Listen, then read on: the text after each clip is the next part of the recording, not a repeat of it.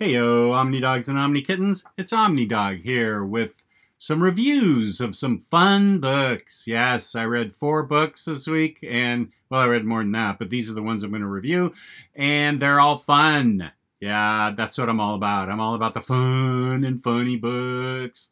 So, some of them were capes and tights. Some of them were independent books, but they were all fun and all worth your read. All worth your reading. They're all worth getting and reading. Yeah. Okay. So, let's begin. First one was a Chris recommendation. Kristen Robertson recommended these, so I'm making a Chris recommendation of word. So Kristen recommended this first book to me, and it is Sheets. Small independent book from, holy smoke, who even, Caracal. I'm not even familiar with the publisher, but boy, was this a good independent read, and you will dig it. It's got a very interesting premise. This is about a 15-year-old girl. The art and colors are amazing in it. Her mother dies. She's a young girl. Her mother dies. Her father closes up and withdraws, and she's got to run the family laundromat alone. And which is a lot for a 15-year-old girl to deal with. She's dealing with it on her own, you know, and doesn't have a lot of friends at high school. And it's a bit of a bummer to start with, you know, because it's hard being in high school as it is. Then your mom dies. You got to run the family business alone. And concurrently, this young boy separately dies, and as a passage into the afterlife, you walk around with a sheet over you, and you can't be seen by other people, but you can be seen by other ghosts, and they all wear sheets too. This is a passage, kind of a first step in a leg into the next life. So, and there's other ghosts. There's like a league of ghosts and ghost meetings to help you adjust to your life in the afterlife. And the art was really cool. And eventually, their lives intersect because, of course, this kid is wearing a sheet and she runs a laundromat. And things get interesting, because there's this slimy businessman. First of all, somehow she can see the little boy in the sheet. She's not supposed to be able to, but somehow she has the power to see the sheet that the ghost is in. And at first, the little boy, who's completely innocent, accidentally causes some problems in the laundromat. And there's a slimy businessman that wants to take advantage of the young girls.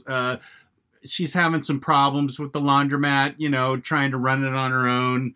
And she's having problems dealing with the fact that there's a ghost in her laundromat. And I would say the first half of the book is a bit of a kind of a bummer. And I'm like, gosh, this thing's really kind of bumming me out. But the second half is so fun and so comes to such a great ending. The last third of the book, everything ties together in such a fun way and is so happy-go-lucky, entertaining, interesting, and just ties up in such a fun bundle. Get what I did there? That it is great.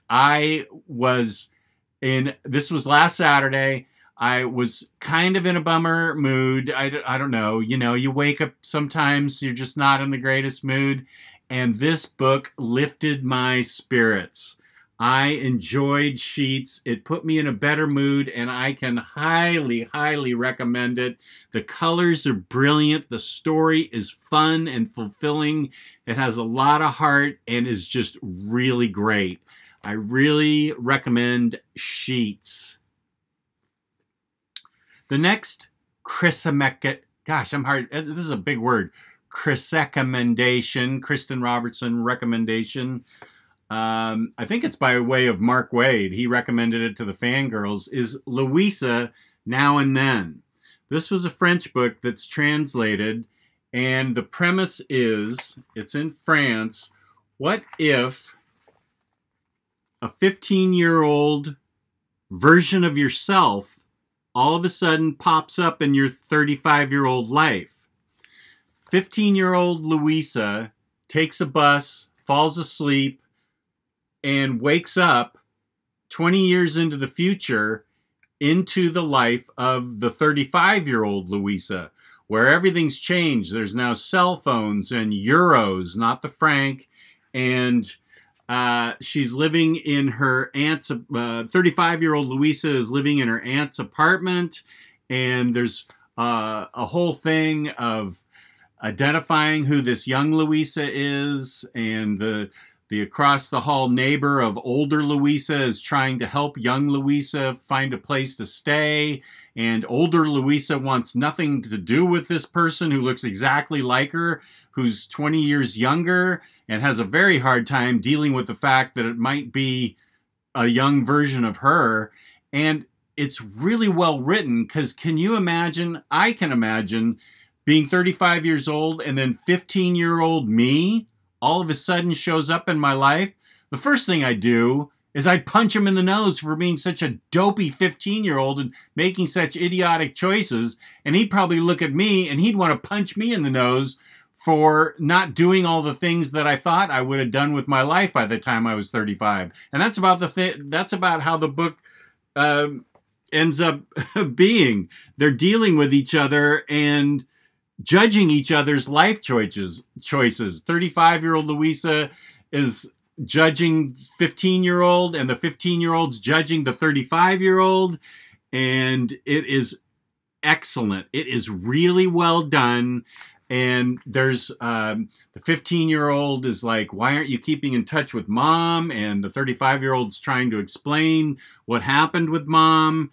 And the 15-year-old's like, why aren't you keeping in touch with our friends? And then they start to change. The 15-year-old starts to age, and the 35-year-old starts to get younger. And it's very interesting and really well thought out, because it is exactly like what would happen if a 15-year-old you all of a sudden started to show up in your life, and what the 35-year-old would do. You'd flip out. You wouldn't really want to accept it. You wouldn't want that 15-year-old showing up in your life. You were done with that. Nobody wants to see 15-year-old you. I was a 15-year-old dork, man. I made terrible decisions when I was 15.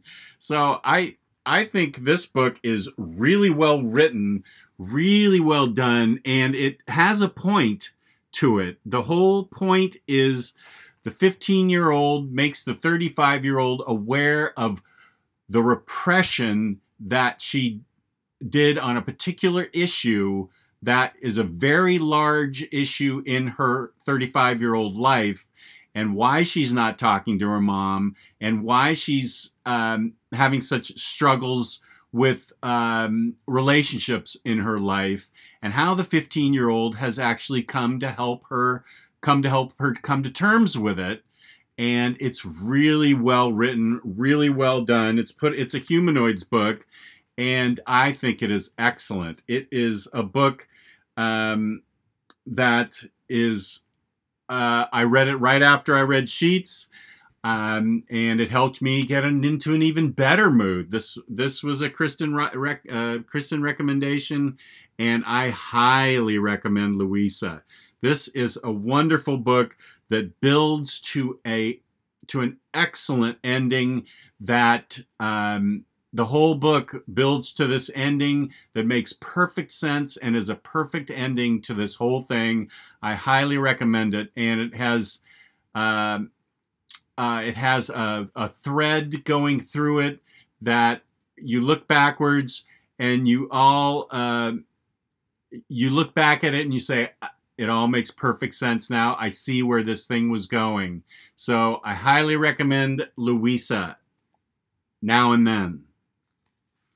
And now for the capes and tights portions of our review. I read, this is an older book. It came out in 2016, but I just got to it because my friend Travis Gervais recommended it to me. And that is Angela, Queen of Hell. Angela is a cool character with her ribbons. I've only recently come to discover her, but she's become one of my favorite characters with her love interest, Sarah, there by her side, sitting there in hell.